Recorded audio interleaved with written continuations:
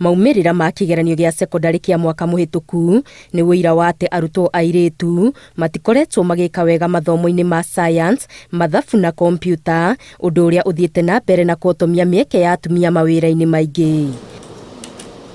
Nikio kaunti-inĩ ya Garissa, gikundi kimwe gĩtabanĩtie mathomo ma kompyuta kũrĩ airĩtu. Tunawa encourage wachukue courses za STEM na wasiogope, because what we need to do is bridge the digital divide and also bring in the gender issue.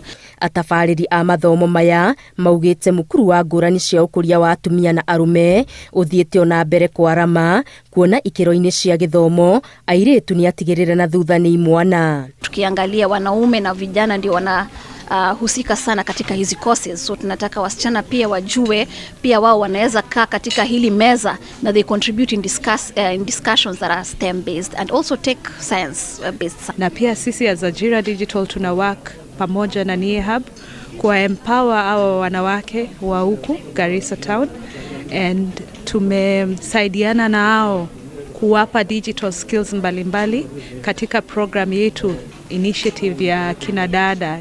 Rĩrĩ kũrĩ na mĩeke mĩingĩ ya mawĩra nenda-inĩ cia kĩrĩu, airĩtu marathingatwo mahĩmbĩrie mathomo ma ũtaaramu wa kĩrĩu nĩguo mahurie mĩeke ĩyo. Ukiangalia remote jobs nani anahitaji sana ni wamama na wasichana.